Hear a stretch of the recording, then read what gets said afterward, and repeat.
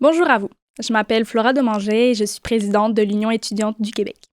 Aujourd'hui, j'ai le plaisir d'être votre animatrice pour cet épisode qui s'inscrit dans le cadre de la Journée internationale des droits des femmes qui a lieu le 8 mars. On aura l'occasion de parler plus spécifiquement de la place des femmes en recherche. Pour cet épisode, j'aurai la chance d'être accompagnée de deux invités. Tout d'abord, on va avoir Marie-Josée Hébert, qui est professeure titulaire au département de médecine de l'Université de Montréal. Elle est également présidente du conseil d'administration des instituts de recherche en santé du Canada. On va également avoir Cynthia Vincent, qui est chercheure postdoctorale en sciences de l'éducation à l'Université de Montréal. Elle est également membre du comité intersectoriel étudiant du Fonds de recherche du Québec. Sur ce, je vous souhaite une bonne écoute.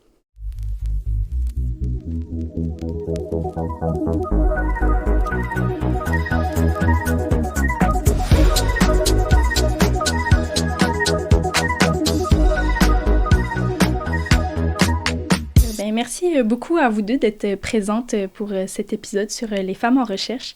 Ça s'inscrit pas mal aussi autour de la Journée internationale des droits des femmes. On voulait mettre le spotlight un peu plus sur les femmes en recherche, fait que c'est pour ça que vous êtes présentes aujourd'hui.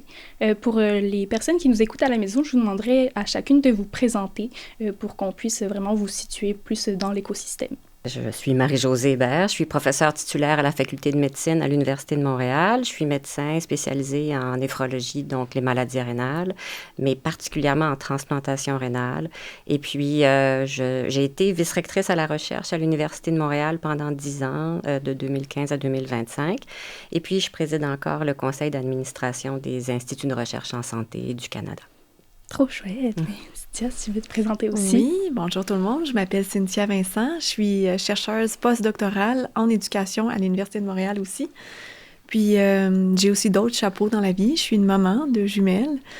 Je suis aussi membre du comité intersectoriel étudiant des Fonds de recherche du Québec, que je vais sûrement appeler FRQ, CII du FRQ dans ce qui suit.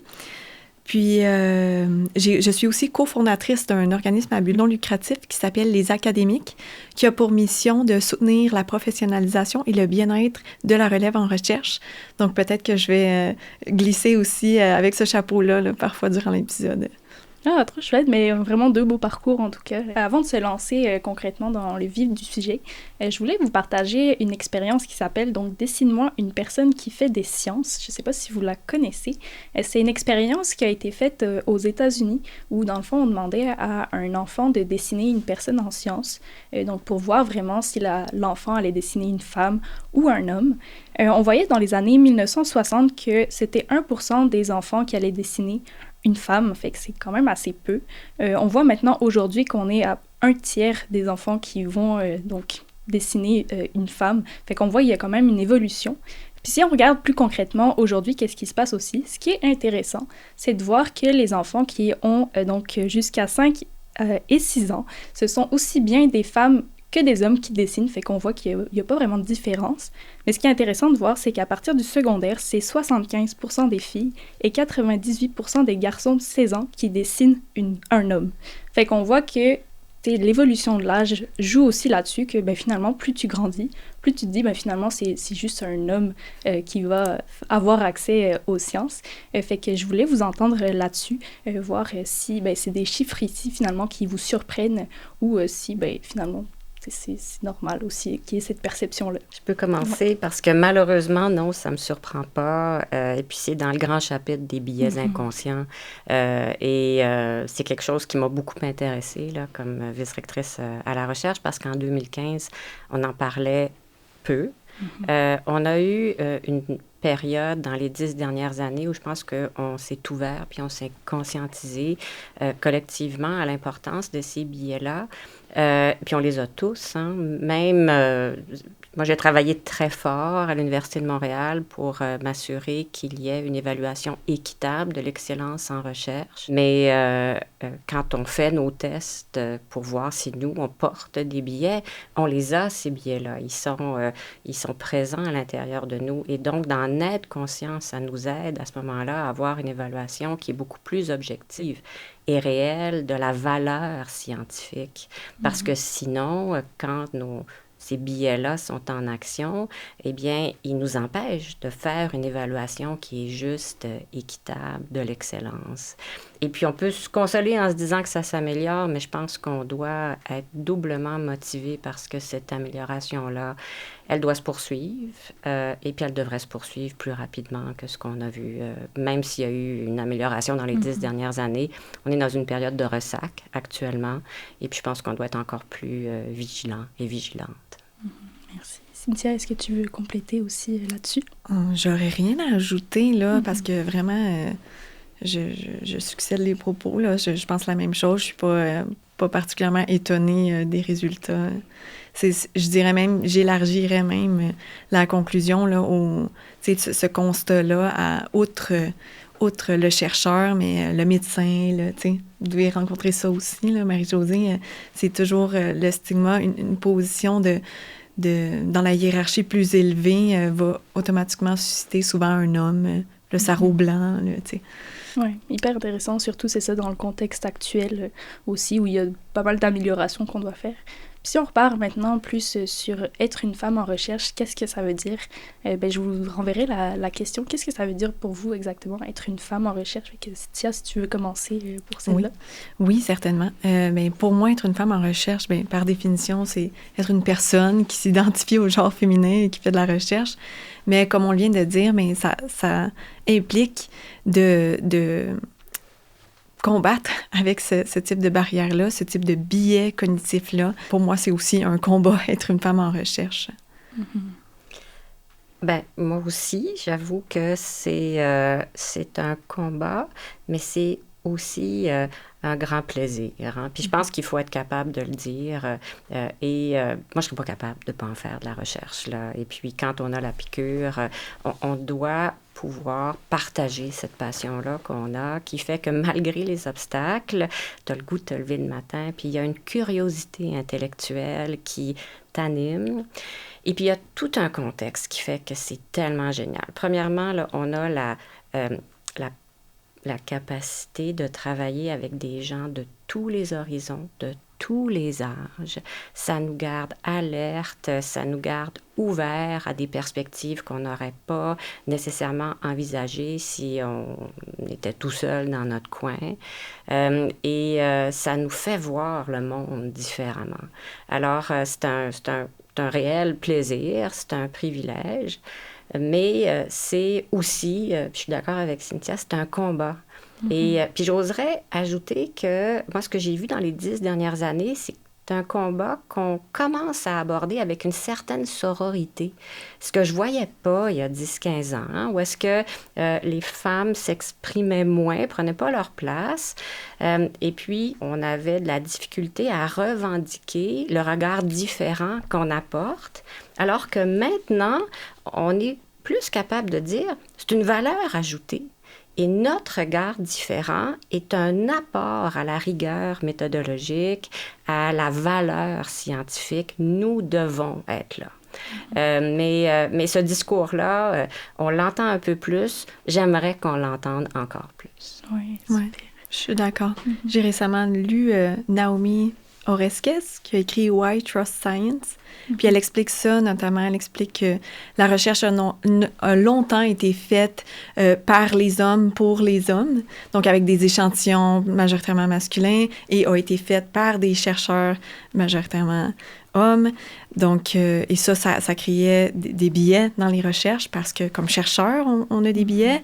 Et là, si nos échantillons en plus sont biaisés, puis en médecine, j'imagine même pas, tu sais, c'est sûr qu'il y a des disciplines où ça se prononce plus que d'autres, mais en médecine, si on a des participants majoritairement masculins, mais là, on a une physiologie, une physionomie différente, les hommes et les femmes. Donc, c'est le genre de problème que ça pouvait poser, que c'était pas représentatif. Mais quand aussi on se rend compte que en tant que chercheur, on a des biais, ça teinte nos recherches. Donc, si on n'a que des hommes qui font de la recherche, bien, on a des recherches biaisées. Donc, c'est aussi ça pour moi, effectivement, c'est aussi ça, être une femme en recherche, c'est apporter la perspective des femmes dans les recherches que je mène. Par exemple, j'étudie, entre autres, la santé mentale étudiante, et je pense que j'apporte cette perspective-là de la femme du genre féminin dans mes études. Puis si, tu sais, je prends mon étude de thèse sur la santé mentale des doctorants, c'est ce que j'ai étudié durant mon doctorat, puis je me dis, si mon étude avait été faite par un homme blanc, âgé, est-ce qu'on serait arrivé au même résultat, tu sais? Peut-être pas. Sûrement pas. Oui, c'est ça, on ne saura pas. Mais justement, j'aimerais bien vous entendre sur qu'est-ce qui vous a motivé à faire de la recherche. Tu sais, vous pouvez y aller aussi dans votre parcours, mais initialement, tu sais, c'est quoi qui vous a dit, OK, moi, je vais faire de la recherche dans la vie?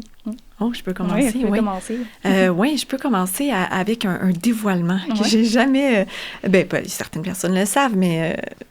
La majorité des gens ne le savent pas, c'est que moi, j'étais une décrocheuse au secondaire. Puis là, je vais raconter l'anecdote parce que je pense que ça va intéresser l'auditoire, puis ça apporte l'humanité à mon parcours, là. Mais oui, j'ai décroché le secondaire à 15 ans. Puis ça a pris du temps. J'ai fini mon secondaire à l'école des adultes quand j'avais 21 ans, quand j'ai obtenu mon diplôme d'études secondaires, pour vous dire à quel point ça a pris du temps. Puis c'est ça, je faisais autre chose, je travaillais, j'essayais de survivre plus à cette époque-là. Puis j'ai découvert la recherche. Ensuite, je me suis quand même dit comme non, finalement, j'aime étudier. Puis j'ai continué au cégep. Puis j'ai découvert la recherche au cégep. Tu sais, c'est là où j'ai mes premiers souvenirs de comprendre comme, OK, oui, la recherche scientifique, il y a des études qui peuvent expliquer les choses, qui aident à faire avancer la société.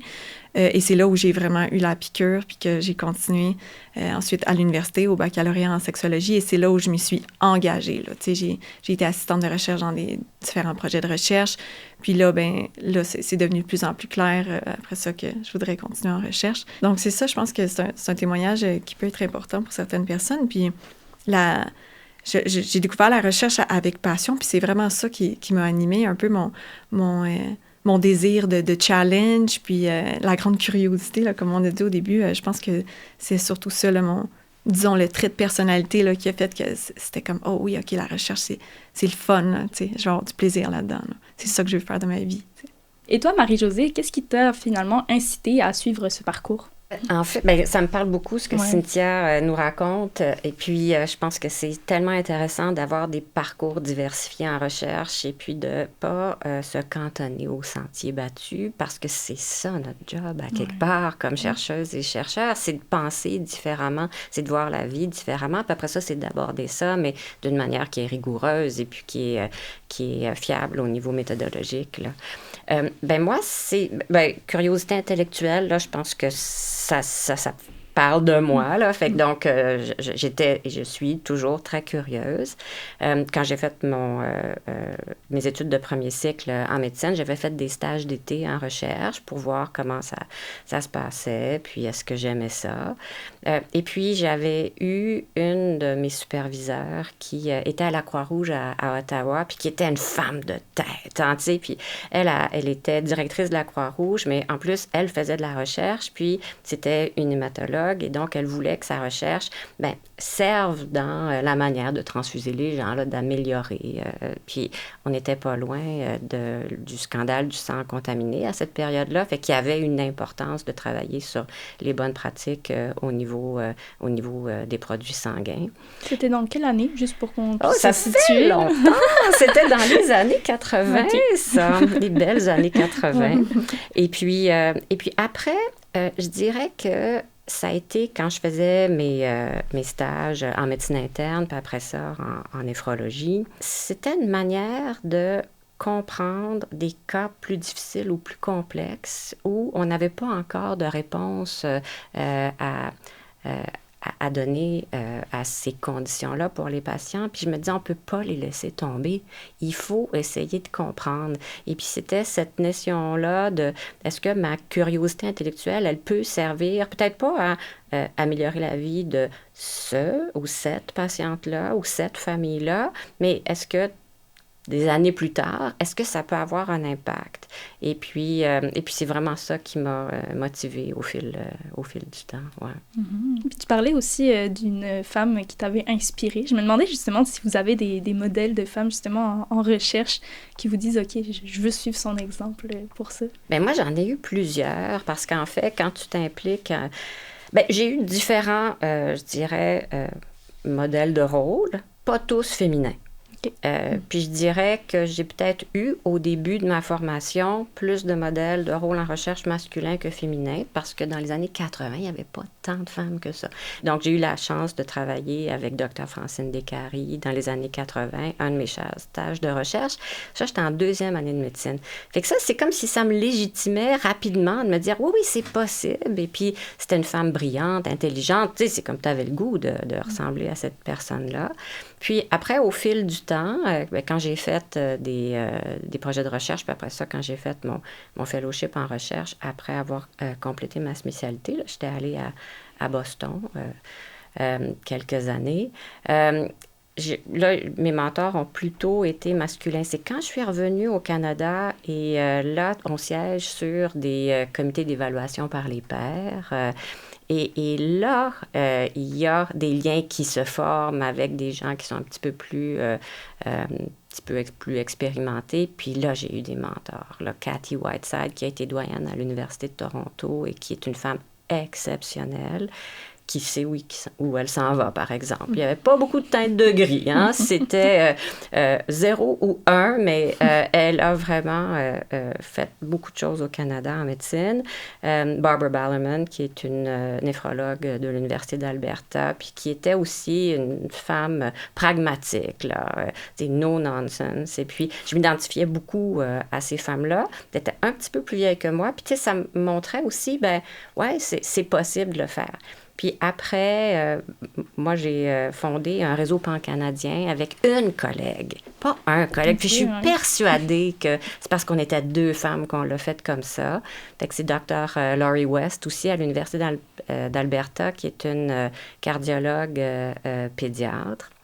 Et puis, au lieu d'essayer de faire des petits tours d'ivoire et puis de juste financer quelques sites ici et là, nous, on s'est dit, on va travailler dans une vision collégiale à rallier l'ensemble des centres de transplantation au Canada, puis à élever... puis déjà, on était une discipline qui publie beaucoup là, au niveau international, au Canada, là, mais comment on peut travailler ensemble d'une manière collaborative. Au lieu d'être en compétition les uns avec les autres au Canada, là, comment on peut aspirer à un impact qui est plus important parce qu'on va collaborer ensemble.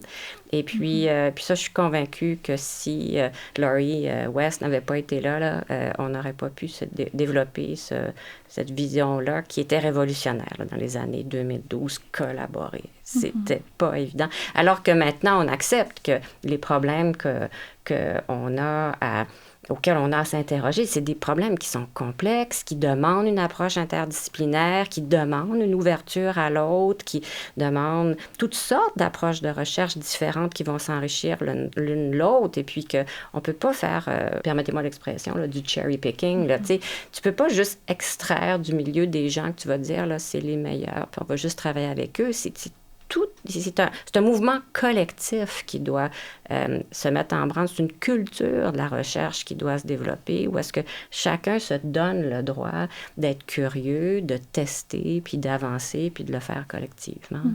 Fait qu'au final, c'est ça l'objectif de cette organisation-là, c'était vraiment de regrouper l'ensemble pour pouvoir diffuser davantage l'information. Oui. Travailler avec nos patients aussi. Ouais. Ça, c'est... Puis en éducation, je sais que vous le faites. Nous, en médecine, on était peut-être un petit peu en retard par rapport à vous, là, mais les professionnels de la santé, on travaillait de notre côté et puis on travaillait pas en partenariat avec nos patients, alors que là, c'est quelque chose vraiment qu'on fait, même en sciences fondamentales.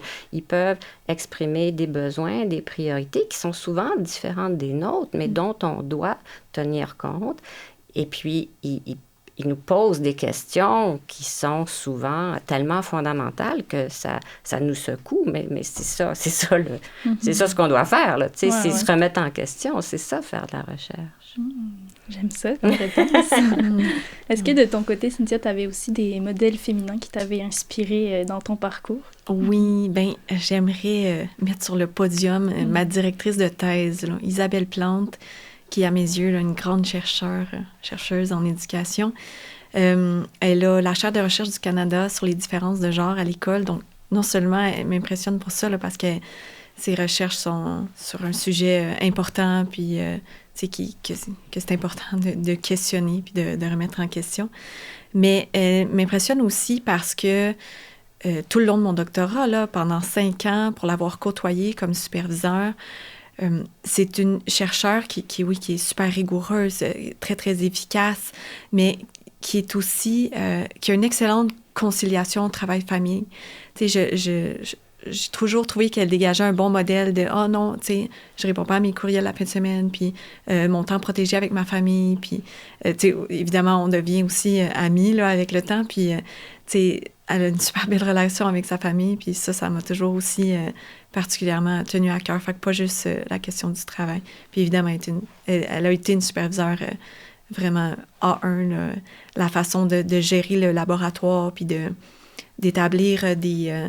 tu sais, comme des équipes de pairs mentors, dans le fond, là, entre les équipes, tu sais, que si une rentre au doctorat après l'autre, ben OK, toi, tu peux être pairé avec Catherine, puis, tu sais, etc., de façon à ce que, oui, elle supervise beaucoup d'étudiants à la maîtrise au doctorat, mais ça se déroule très bien, puis il y a beaucoup de collaboration pour encore le nommer, parce qu'effectivement, c'est une qualité à admirer, hein, je pense, en recherche. Donc, ouais, ça serait mon mentor. Ah, j'aime ça, mais c'est ça, beaucoup de collaboration finalement là-dessus. Puis je voulais vous entendre aussi, parce que c'est ça, on voit qu'il y a beaucoup de modèles féminins, mais ça reste qu'en recherche, c'est quand même une prédominance masculine. C'est quoi les limites, les défis auxquels font face les femmes en recherche au final?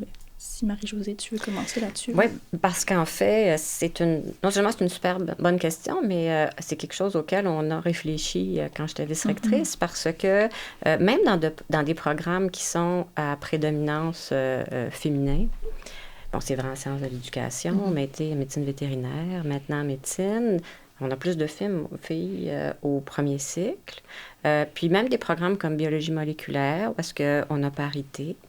Mais quand on s'en va au 3e cycle, là, ça commence à s'inverser. Et puis, quand on progresse à travers la carrière de recherche, là, ça s'inverse. Quand on regarde les facteurs de risque, puis ça, j'avais travaillé avec Vincent Larivière, qui est un chercheur en bibliothéconomie à l'Université de Montréal, et puis qui s'est beaucoup intéressé justement au genre et puis à la carrière en recherche. Puis ce qu'on voit, c'est que quand on a la trentaine, début quarantaine, il y a l'impact de la conciliation, le travail-famille, on va le nommer, là, a un poids plus important pour les femmes que pour les hommes. Bon, c'est des affaires qu'on a regardées dans les années 2016-2017, fait qu'il y a un petit retard, là, parce que tu regardes des bases de données qui sont donc 10 ans plus vieilles, qui représentent plus, donc, le début du siècle.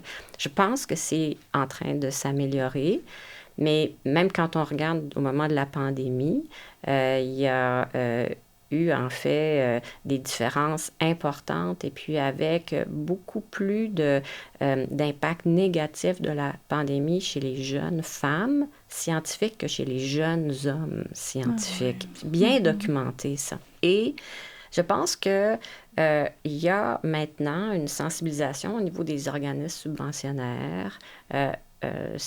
Quand on fait des demandes de subventions, c'est tout à fait possible de décrire les choix que l'on fait autour de la conciliation travail-famille, des choses qu'on ne voyait pas là, il y a une vingtaine d'années. Donc là, au moins, il y a une conscientisation à ce niveau-là, mais ça demeure un défi qui est important. Et je pense qu'on ne s'en parle pas assez entre nous. Il y a comme un omerta autour de ça, ce qui fait que... on ne bénéficie pas nécessairement des solutions collectives. Tu sais, on vit avec notre stress sur une base individuelle. Tu sais, moi, je me souviens quand j'étais jeune chercheuse, puis que, en même temps, j'étais médecin au CHUM, je faisais mes gardes. Tu sais, essaies de faire plein d'affaires en même temps. J'étais cernée au menton. Et puis, il y a une de mes collègues qui m'avait regardée, elle m'avait dit, entre guillemets, elle a dit, ça ne marchera pas pour toi, là. Elle dit, trouve-toi quelqu'un qui t'aide à la maison, puis ça va te coûter des sous, mais c'est probablement ça qui va te permettre de survivre. Et puis, elle avait tellement raison. Puis si je n'avais pas eu ce conseil-là, ben, je pense pas que j'y serais arrivée, là. Donc, il y a une expérience là, collective que l'on a. On développe toutes et tous des manières là, de devenir résiliente dans un environnement qui demande beaucoup d'organisation, mais on partage peu les gains que l'on fait, puis les habiletés qu'on développe. On n'a pas beaucoup de forums pour dire « Ah oui, moi j'ai fait ça comme ça, puis tel truc ça marchait, tel truc ça marchait pas. » Puis encore une fois, je pense que quand on a à être hyper organisé, là, quand on a à concilier travail et famille, mais cette organisation-là, elle peut être utile. Elle peut être bonne pour la carrière en recherche là, quand tu apprends à être organisé. Mais il faut l'apprendre. Et puis, il faut en parler. Et puis, il faut avoir des conseils autour de nous. Et puis ça, on pourrait être, je pense, plus efficace à s'ouvrir plus, mais aussi, quand on est un peu plus expérimenté, bien, d'emblée à demander aux plus jeunes comment ça va, comment on va aller prendre un café, là, comment tu vis ça, comment je peux t'aider. Je pense que cette entraide collective-là, elle est absolument essentielle. Mm-hmm. Ouais, j'aime ça. On s'avance aussi, on va pouvoir revenir sur la conciliation, travail et famille aussi après. Là. Fait que bien de gratter un peu plus là-dedans. Je me demandais de votre côté si vous aviez déjà ressenti finalement un manque de légitimité à avoir cette place de femme en recherche. Je pense que j'étais comme dans une petite bulle protectrice, là, parce que j'avais en éducation où c'est majoritairement des femmes. Je travaillais, mes deux co-directrices de thèse étaient des femmes dans des équipes de recherche majoritairement composées de femmes. Donc, puis ça allait bien à l'UQAM. J'ai aucun commentaire négatif à dire. Honnêtement, le soutien, tout était excellent. Mais plus j'ai commencé à sortir de l'UQAM puis à aller, par exemple, dans des congrès internationaux ou des événements un peu plus de grande portée, c'est là où j'ai commencé à sentir un peu que des fois, juste parce que tu es une femme, tu as un regard différent posé sur toi. Puis là, j'avais une belle petite anecdote qui s'est passée tout récemment. Donc, j'étais dans un congrès international au Japon, puis j'étais dans une séance plénière interactive où on parlait de la question de l'IA, donc l'IA et le futur des universités. Okay, tout se passe en anglais. Donc, on est d'une 50aine de personnes dans la salle, puis on est plusieurs tables. Donc, l'animateur, là, le chercheur qui anime la plénière, nous propose de nous mettre en équipe là, à la table où est-ce qu'on est, puis de discuter de certaines questions, puis d'après faire un retour, puis d'avoir comme un porte-parole qui rapporte ce qu'on s'est dit à la table pour arriver à un regard d'ensemble.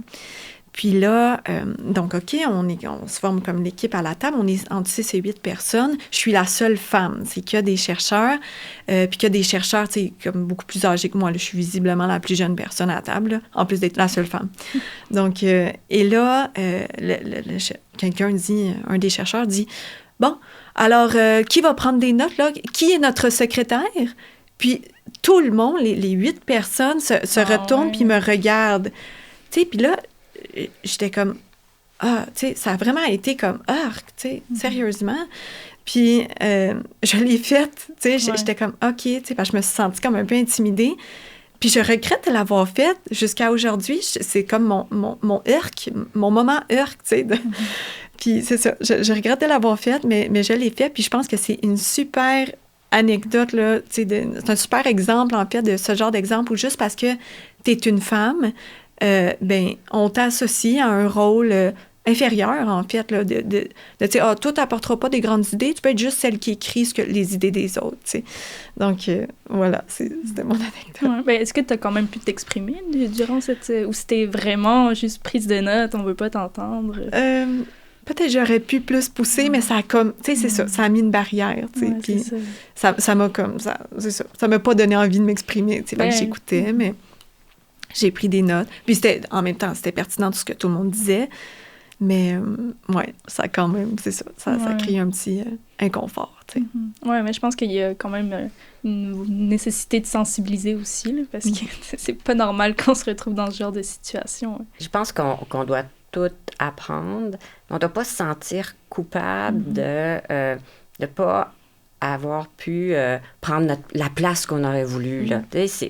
Moi aussi, ça m'est arrivé, des affaires comme ça. Ça va toutes nous arriver. Puis la pire chose, c'est de se dire...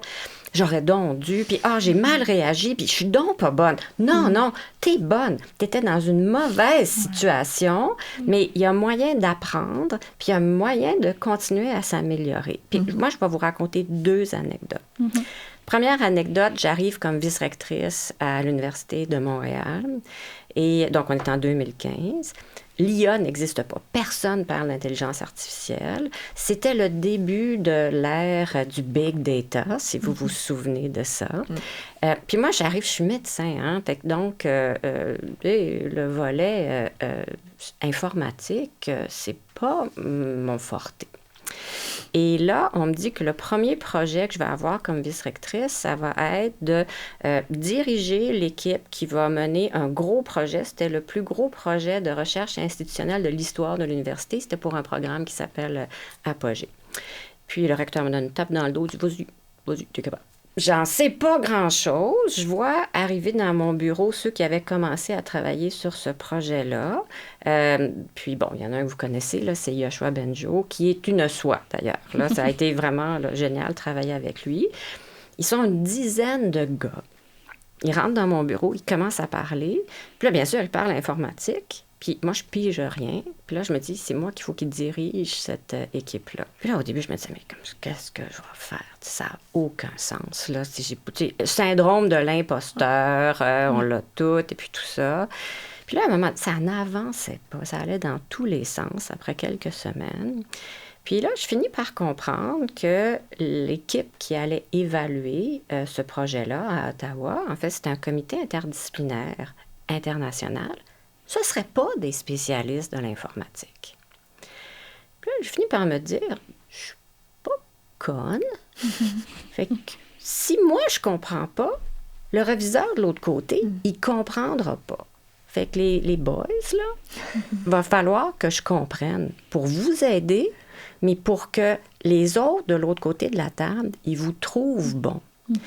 Puis ça prend. Puis je pense que c'était l'urgence aussi qui a fait qu'à un moment donné, j'étais capable de, m'affirmer parce que ça allait nulle part, cette affaire-là. Puis on a fini par l'avoir et puis par être renouvelé. Puis c'est sûr qu'il y a d'autres fois avant où est-ce que j'en ai plein d'anecdotes là, comme toi. Là, fait que t'apprends de ces anecdotes-là. Puis, il y a moyen de les retourner de bord à ton avantage, mais il faut tout le temps se rappeler qu'on a une valeur ajoutée comme femme. Et comme femme scientifique, comme regard différent, puis c'est scientifiquement, méthodologiquement meilleur d'avoir des regards croisés. Fait qu'il faut se légitimer nous-mêmes avant de pouvoir prendre notre place. Puis on a toutes eu des moments où est-ce que ça a été plus difficile de prendre notre place face au Boys Club. C'est correct, mais on apprend des stratégies. Puis après ça, on se dit, mais qu'est-ce que moi je peux apporter? Puis... Et puis on en parle à d'autres filles aussi. Je pense que ça aide vraiment beaucoup. Là, cette notion-là de sororité scientifique, là, je pense qu'il faut qu'on s'en parle entre femmes aussi de ce qu'on a vécu. Comme un autre truc qui m'est arrivé, 2 autres trucs. Je me souviens que j'étais jeune néphrologue au CHUM et puis que j'avais des résidents masculins avec moi qui, eux, étaient encore en formation. Puis je voyais des patients. Le patient, il me parlait jamais à moi. Là. Il était convaincu que mon résident que moi, j'étais en train de superviser, c'était lui le patron. Puis moi, j'étais comme... Et bien alors, il y a même eu un patient qui avait porté plainte contre moi. Okay. Parce qu'il disait, pendant 1 semaine, j'ai pas vu le docteur. J'étais allée le voir à tous les jours. Je m'étais présentée comme docteur Hébert au patient. À tous les jours, j'avais écrit une note dans le dossier, bien méthodiquement à tous les jours, mais il pouvait pas s'imaginer que la petite madame qui venait le voir, c'était le docteur. Bien, c'est sûr que ça s'est réglé facilement parce que, tu sais, avec les notes puis tout ça, il a fini par comprendre que oui, le docteur est allé le voir. Puis, c'était elle, ça! Mais c'est sûr qu'on vit avec ces choses-là. On en rit, tu sais, 20 ans plus tard, là. Mais je pense que, c'est important d'échanger puis de se dire, ben oui, mon collègue masculin, lui, il n'aura jamais eu à vivre ce défi-là, mais mais moi, j'ai eu celui-là. Puis, comment est-ce que je peux l'utiliser pour m'assurer que le patient n'ait pas de détresse, là, qu'il comprenne que je suis le docteur, son médecin. Vous êtes entre bonnes mains. Vous êtes entre bonnes mains. Je vais m'occuper comme il faut de vous. Et puis comment on peut retourner ça de bord, là. Mais je pense qu'il faut vraiment s'en parler entre scientifiques, entre femmes qui font de la science, parce que cette perspective-là, nos collègues masculins, bien intentionnés, ouverts, mais ils vivront pas ça. Oui, c'est ça. On doit toujours se battre pour notre place au final. Puis c'est pour ça aussi qu'on a la journée la journée internationale des droits des femmes. Là. C'est pour souligner que il y a encore du chemin à faire. On en a fait un bout, mais il faut qu'on continue là-dessus. Puis je me demandais justement, est-ce qu'il y a comme encore des plafonds de verre qui restent cachés, qu'il faudrait qu'on déconstruise un peu pour améliorer la situation? Là. J'avais envie de définir plafond de verre pour l'auditoire, parce qu'il y a peut-être des étudiants, surtout de premier cycle ou peu importe. Je suis sûre qu'il y a des étudiants qui ne sauront pas nécessairement ce que c'est.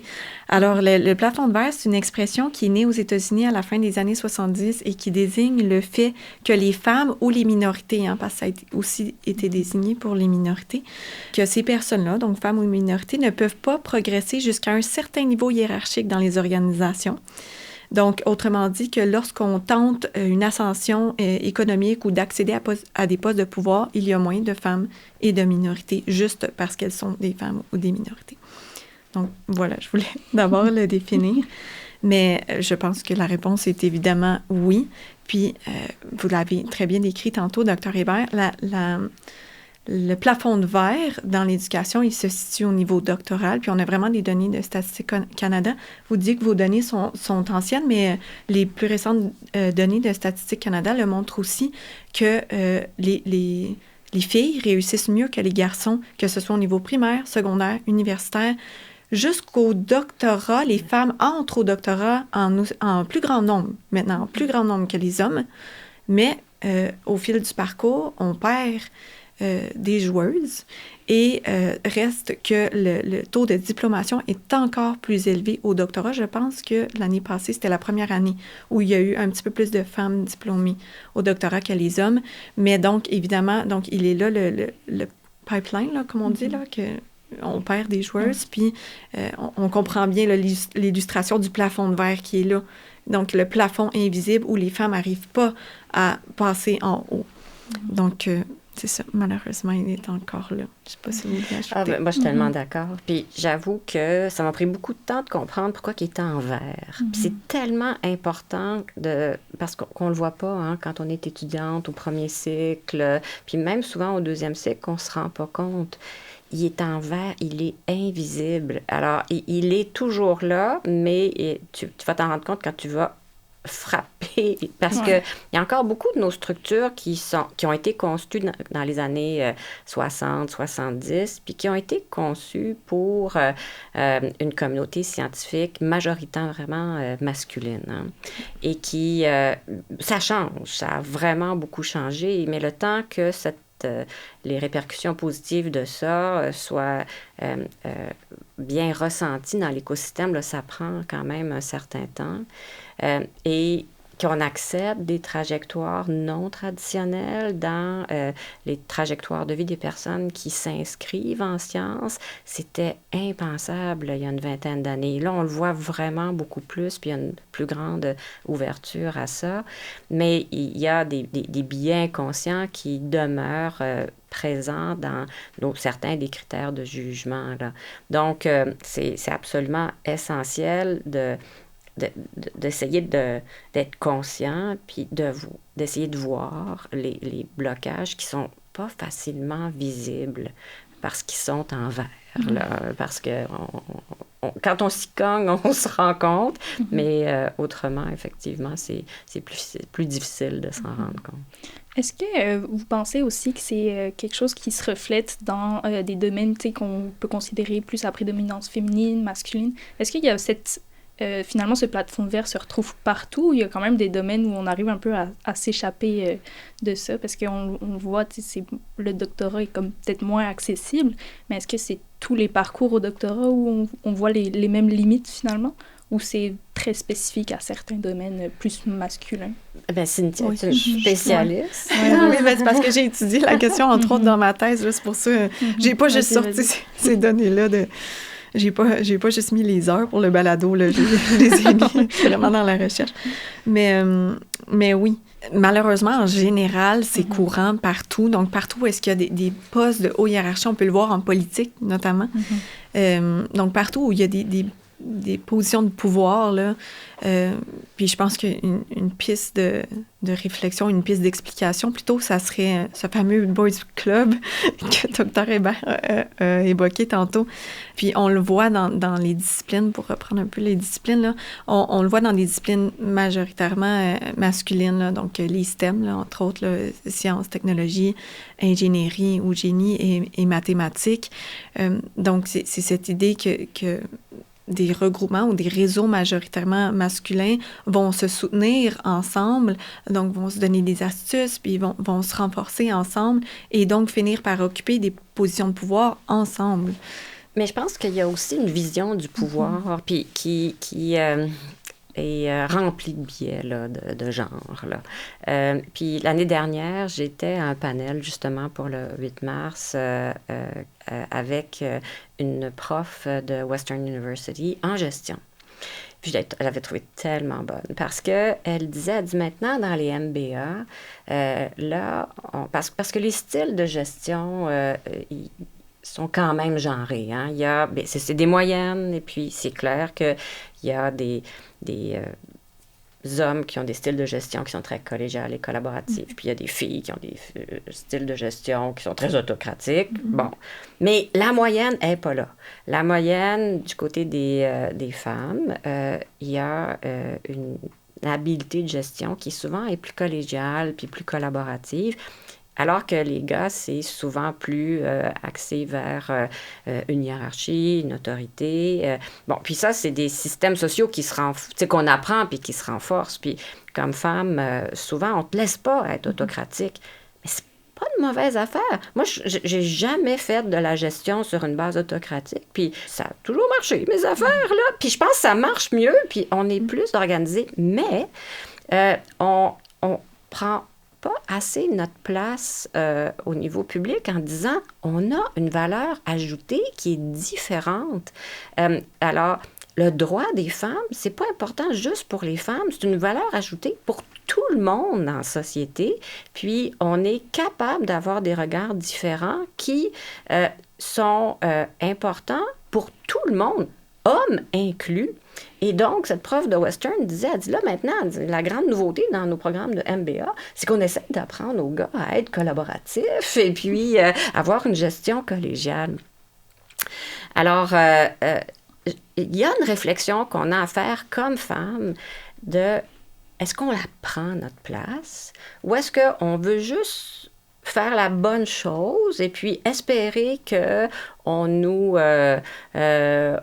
identifie comme ayant fait la bonne chose. Puis je pense qu'il y a un pas de plus qu'on doit faire collectivement, qui est d'avoir ce discours-là que de ce que l'on offre, c'est important, pas juste pour les femmes, mais pour tout le monde. C'est une valeur ajoutée pour l'ensemble de la société, qu'on soit présente, qu'on apporte notre regard qui est différent, notre capacité collaborative, nos visions qui sont peut-être plus collégiales, mais qui sont aussi des forces qui ne sont pas nécessairement reconnues. Puis, quand on ne le dit pas clairement,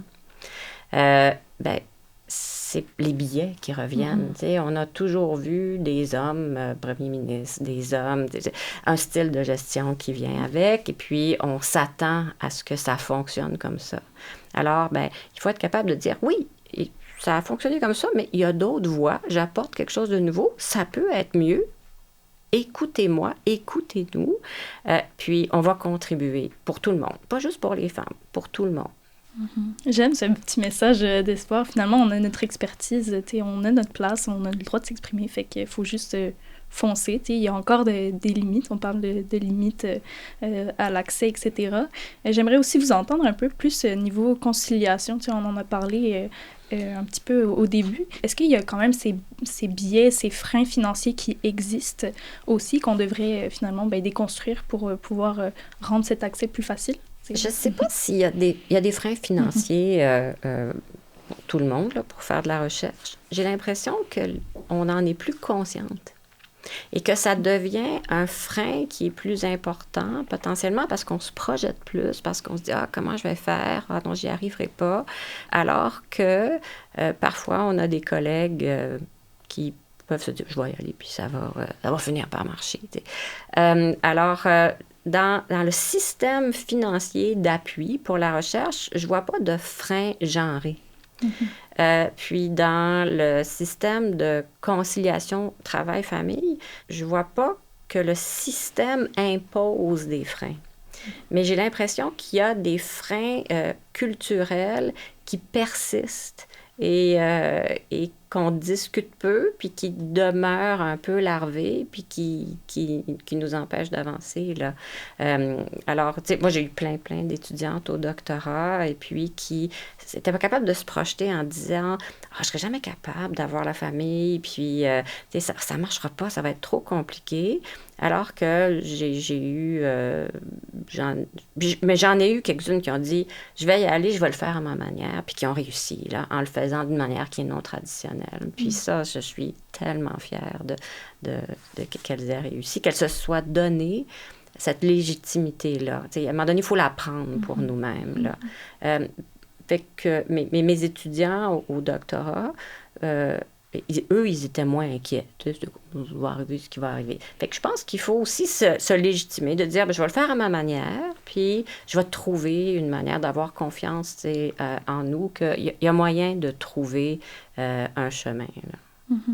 Puis quelles mesures vous mettriez en place, justement, pour essayer de conscientiser de cet enjeu, puis tu sais, que les femmes, finalement, osent autant que les hommes? C'est tout à fait vrai. Il y a vraiment un symptôme d'imposteur plus fort. Puis ça, c'est dans toutes les études sur le syndrome de l'imposteur, ça ressort toujours plus fort. Les scores sont plus élevés chez les femmes en comparaison à leur homologue masculin. Je pense qu'il faut d'abord nommer le fait que, outre le syndrome de l'imposteur, il y a quand même le seul frein que je pourrais nommer, ça serait celui du temps. Parce que faire de la recherche, s'initier au métier de chercheur, là, quand on est en train de l'étudier, là, puis surtout au doctorat, ça demande énormément de concessions de temps. Faut y mettre beaucoup de temps là, pour construire un beau CV puis pouvoir cheminer dans ce parcours-là. Puis, je nomme l'exemple typique là, de rédiger une demande de bourse. C'est surtout des organismes subventionnaires. Ça prend beaucoup de temps. Au début, on ne sait pas comment. On apprend avec l'aide de nos superviseurs. Puis, si on a des pairs mentors, tant mieux. Mais juste construire une demande de bourse à la maîtrise ou au doctorat, ça prend des heures, tu sais. Puis si on n'a pas ce temps-là, je regarde certaines collègues, à moi qui n'avaient pas ce temps-là dans la période, c'est une période déterminée, là, à l'automne, puis, bon, moi, je regarde au début du doctorat, j'étais pas encore maman. J'ai eu ma grossesse durant. J'ai pu le mettre ce temps-là, puis j'ai pu le prendre aussi. J'habitais avec mon conjoint, on partageait le prix du loyer. Tu sais, mon conjoint savait que j'avais pas beaucoup d'argent durant cette période-là. Il était capable on avait un petit coussin ensemble qu'on était capable de se serrer les coudes. Mais je regarde des amis à moi qui étaient déjà mamans, qui ont passé, malheureusement, ils ont passé cette étape-là. Ils n'étaient pas capables de faire les demandes de bourse parce qu'il manquait de temps. Il y avait une charge de cours cette session-là. Donc, et tout ça, ça faisait en sorte que ça mettait le frein est toujours le même, là, celui du temps. Puis donc, c'est cette barrière-là, en fait, que je vois là. Donc, outre la question du genre toujours, mais c'est la question de quelle responsabilité tu portes, de où tu te situes, quel avantage tu as. C'est ça. Donc, puis qu'est-ce qu'on peut mettre en place maintenant pour aider ces personnes-là? Bien, ça se fait de plus en plus, là, on l'a dit tantôt, tu sais, ça se fait de plus en plus que les organismes subventionnaires reconnaissent, tu sais, qu'on peut mentionner, par exemple, dans notre CV ou dans notre description de nos expériences de travail ou de vie, de décrire que, bon, j'ai eu ce frein dans ma carrière parce que j'ai 2 enfants, j'ai une situation socio-économique faible, etc. Fait que ça, je pense que il faut le souligner, là, que c'est extraordinaire. C'était temps, plutôt, que les organismes de recherche nous permettent de faire ça. Mais il reste qu'après ça, comment est-ce qu'on peut aider plus à ce que certaines personnes puissent avoir le temps de ne pas manquer ces délais-là, parce qu'en recherche, tout est toujours une question de date butoir, puis c'est ça, d'arriver à saisir cette opportunité-là. Moi, j'ai une idée, oui. Parce que je pense que c'est des choses qu'on doit aborder beaucoup plus tôt, qui est l'organisation de notre vie en général. Notre vie professionnelle, mais à un moment donné, il y a une porosité entre la vie professionnelle puis la vie personnelle. Puis il faut être capable d'en parler. Et puis, souvent, on l'aborde pas, ou on l'aborde quand c'est rendu un petit peu tard. Là. Fait que donc, de la part des superviseurs, au niveau des études supérieures, ça devait être abordé d'emblée. Mais il y a des affaires que des fois, tu n'as pas le goût de discuter avec ton superviseur, c'est bien correct. Fait que, donc, au niveau des femmes en sciences au Québec, il y a des regroupements, réseaux sociaux, puis on se met ensemble, puis ils échangent. Puis je pense qu'ils doivent avoir les mêmes choses, ils devraient avoir les mêmes choses au niveau des étudiantes au cycle supérieur, pour partager tes expériences, puis de voir, moi, c'est telle affaire que j'ai faite qui m'a aidée, parce que ça demande une organisation, un niveau d'organisation et de prévoyance aussi dans le temps, là, parce que, comme tu le mentionnais, il y a certaines étapes que si tu les passes, c'est beaucoup plus difficile. C'est pas impossible maintenant, mais c'est beaucoup plus difficile de revenir dans le système. Puis l'autre chose, c'est quand tu fais tes études supérieures, tu devrais avoir des bourses pour les faire, des bourses qui te maintiennent au-dessus du niveau de la pauvreté, là, pas en dedans. Là. Alors, donc, va chercher des bourses. Si tu n'as pas de bourse, ton superviseur devrait avoir des fonds de recherche pour te donner un revenu qui est adéquat. Là. Les études supérieures puis travailler en même temps, mauvais mélange. Là. Alors, il y a des choses qu'on doit poser comme question avant de s'engager dans une aventure qui n'est pas compatible avec la vie, là, donc, si tu fais tes études, tu veux faire de la recherche, qu'est-ce qu'il faut que tu fasses pour aller chercher des bourses? Avec quel type de superviseur il faut que tu travailles? Est-ce que ton superviseur peut agir comme mentor pour t'aider à te développer dans une carrière où il y a des étapes, c'est quand même compliqué, c'est un environnement qui est complexe. Puis est-ce que tu peux avoir une espèce de mentorat par les pairs autour de toi pour t'aider à prévoir ça à ta manière aussi? Oui, c'est vrai. Ne serait-ce que, par exemple, je voulais donner un exemple concret de père mentor que ma directrice encore, Isabelle Plante, faisait dans le labo.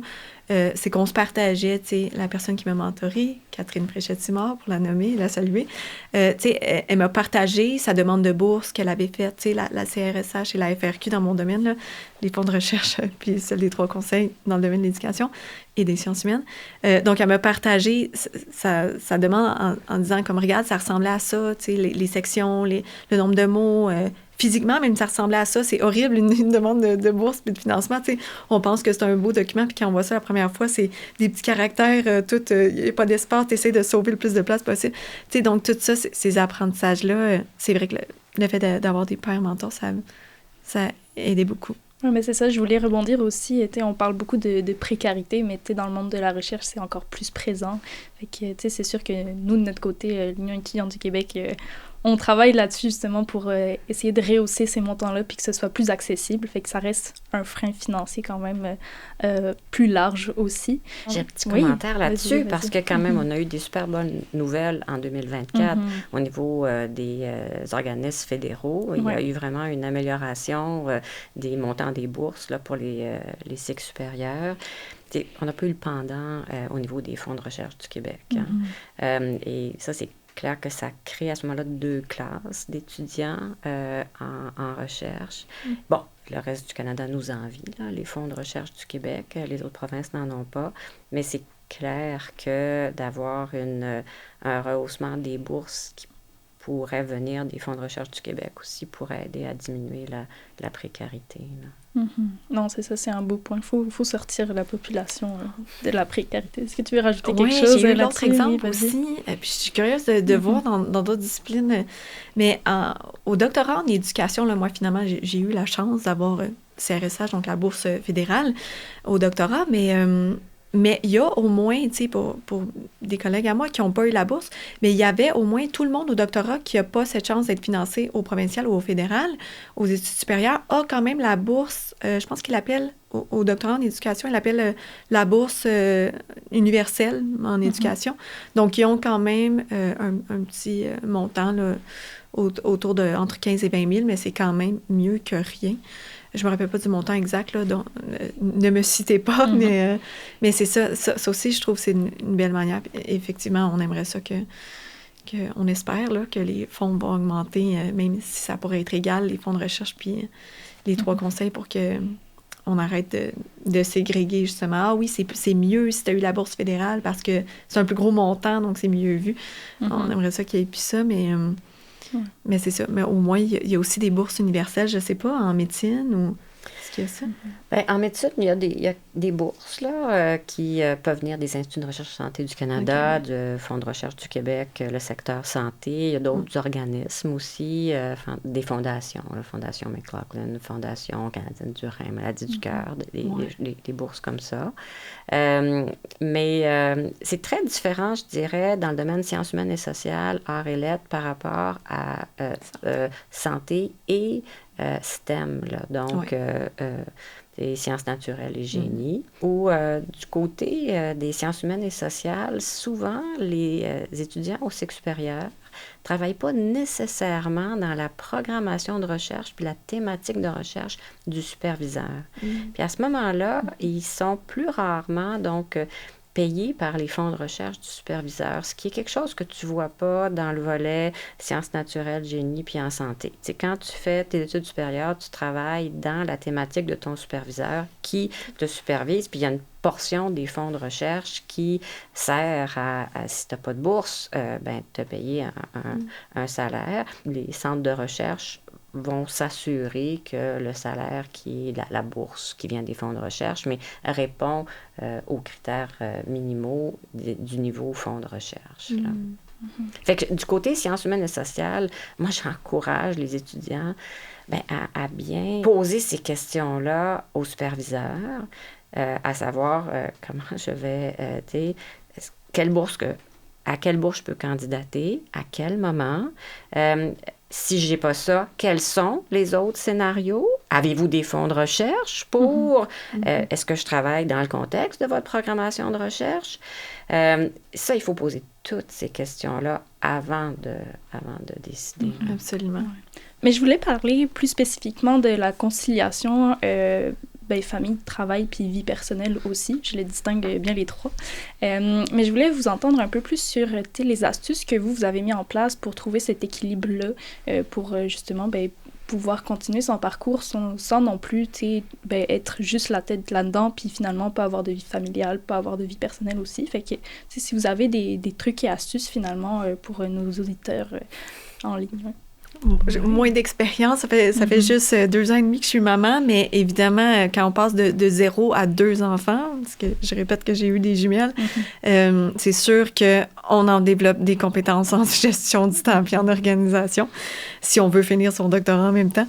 Donc, mais tu sais, je ne peux pas mentionner le fait que si je n'avais pas eu la bourse fédérale, je pense pas que je serais ici aujourd'hui. Parce que la bourse fédérale m'a offert 1 an complet de maternité payée, donc plein salaire, là. Je veux dire, c'est extraordinaire, là, ça, là. Tu sais, on n'avait pas ça avant, puis on s'imagine qu'évidemment, le plafond de verre était pire à ce moment-là. Mais, donc voilà, il faut que je le nomme, là, sinon je ne serais pas ici. Sinon, les astuces que j'ai mis en place pour avoir une belle conciliation travail-famille, là, je suis encore en apprentissage, mais c'est beaucoup, beaucoup de gestion du temps et de gestion des priorités. D'apprendre à dire non, parce qu'il y a toujours là, des projets qui nous intéressent vraiment. Là, ça pleut, puis plus, j'imagine même pas vous, parce que plus on monte, puis on s'élève, puis on fait notre nom dans le monde scientifique, plus on attire l'attention, puis « est-ce que ça te tente d'embarquer sur mon projet? » Puis « il y a ça. » Puis c'est ça, il faut... C'est vraiment d'apprendre à dire hey, « écoute, si je veux délivrer un travail de qualité, je suis obligée de te dire non, tu sais, j'ai plus de place dans mon horaire parce que je tiens à m'en tenir à une semaine de entre 35 et 40 heures pour avoir mon temps protégé le matin, le soir avec mes enfants, les fins de semaine. C'est sacré pour moi avec les enfants. Fait C'est ça, apprendre à dire non beaucoup. Oui, puis de ton côté, ça ressemble à quoi? Ça ressemble à ça, Ouais. mais la chose que j'ai le goût de dire en premier, c'est d'avoir un partenaire de vie extraordinaire. Ça marche. C'est bon pour beaucoup de choses, mais pour avoir une conciliation travail-famille qui a du bon sens, moi, j'étais hyper chanceuse parce que tous les deux, on faisait de la recherche, on était dans le même domaine, c'était plus facile de se comprendre. Puis, tu sais, quand il y a un partage égalitaire des tâches, puis que tu n'as pas à te battre pour ça, là, mais que c'est accepté d'emblée, que c'est comme ça que ça va se passer, ça rend la vie beaucoup plus facile pour tout le monde. Puis c'est bon, je suis plus vieille que vous, là. Mais moi, j'ai eu juste un fils et mon partenaire de vie, le papa du fils, et moi, on est toujours ensemble. Le fait qu'il a beaucoup participé quand même, hein, c'était un père qui était très présent, même s'il faisait de la recherche, puis il était médecin, il est toujours médecin. Mais ça l'a rendu plus proche de son fils, de notre fils, à quelque part. Là. Fait que disons que c'est gagnant pour tout le monde, incluant le papa et puis incluant l'enfant. Fait que ça aussi, il faut le dire, là, que c'est pas une corvée, s'occuper des enfants, c'est juste extraordinaire, mais il faut le prévoir, il faut bien l'organiser. L'autre chose, c'est tellement vrai, là, être capable de dire non. Puis, j'ai souvent donné partagé des réflexions au niveau canadien en transplantation sur les parcours académiques, la recherche dans notre domaine. Puis, j'avais inventé un truc que j'appelais « the love syndrome ». Et ça, je disais qu'il était plus fréquemment présent chez les personnes de génotype XX, donc des femmes. Mais il y a 2 syndromes qui sont dangereux pour la programmation en recherche. Là, il y a le Love Syndrome, puis il y a le Superhero Syndrome. C'est plus souvent de génotype XY, mais parfois pas. Et parfois, il y a des cas mixtes de Superhero Love Syndrome ensemble. Ça, là, ça va bien mal. Alors, le Love Syndrome, en fait, c'est que on veut que tout le monde nous aime. Fait qu'on dit tout le temps oui. Et là, on veut faire plaisir à tout le monde, puis on passe toujours en 2e, en 3e, nos priorités. Et là, ça devient incompatible là, avec une vie équilibrée. Là. Et c'est tellement vrai qu'il faut apprendre à prioriser, hiérarchiser nos priorités. Puis il y a des moments dans la vie où est-ce que, il y a peut-être juste 2 priorités sur lesquelles tu vas être capable de te focaliser, puis c'est correct. Mais s'il y en a juste 2, il faut que tu saches vraiment c'est quoi les 2, puis tu t'en vas pas faire la 4e ou la 5e. Puis si tu réussis pas, il y a personne qui va il n'y a personne qui va se souvenir que tu as été gentil puis que tu as fait ton travail. Tout le monde va dire tu n'as pas réussi. Alors que si tu dis non avec un sourire, puis poliment, puis qu'après ça, tu réussis ce que tu as fait comme priorité, tout le monde va te respecter. Donc, être capable de dire non, c'est tellement important. Puis l'autre chose, c'est d'accepter qu'on ne sera pas capable de tout faire. Fait que ça, c'était mon superhero syndrome, où est-ce qu'on s'imagine que, oui, tu sais, c'est comme, je peux tout faire, puis je vais tout faire bien. Ben non. Alors là aussi, c'est de hiérarchiser les priorités. Puis d'être réaliste. Puis je dirais de prévoir, pas prévoir selon le meilleur scénario, de prévoir le plus mauvais scénario aussi, puis donc de prévoir les stratégies d'atténuation des risques. Fait que je dis pas qu'il faut être absolument pessimiste et puis se dire qu'il n'y a rien qui va fonctionner, mais il faut être capable de se dire, si mon plan A ne fonctionne pas, c'est quoi mon plan B? Puis c'est quoi mon plan C? Plutôt que d'arriver à l'étape où A n'a pas fonctionné, puis là, avoir à penser au plan B et C quand tu n'es pas émotivement dans une situation idéale pour commencer à cogiter sur tes plans alternatifs. Merci beaucoup. J'adore ce partage.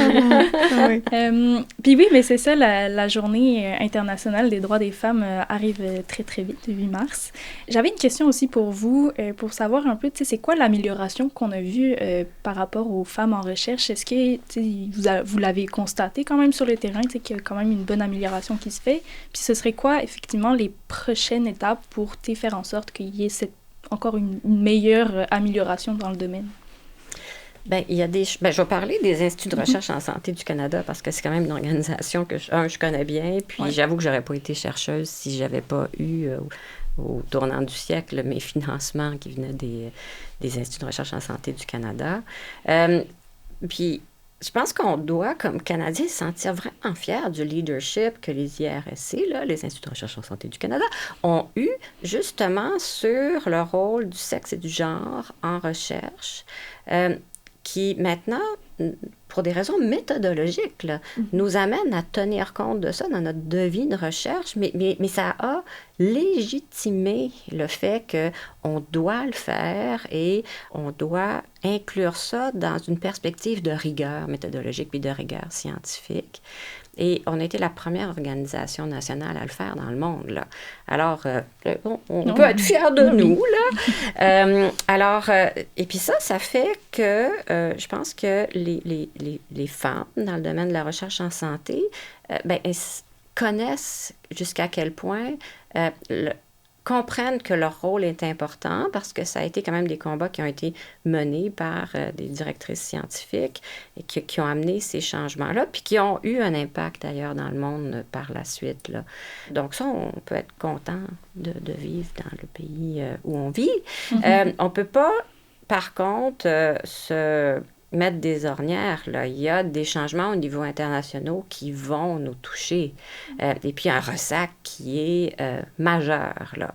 Et donc, on doit être vigilante, mais on doit s'assurer d'être vigilante avec un discours qui est positif puis qui reprend cette notion-là que les droits des femmes, c'est pas bon juste pour les femmes.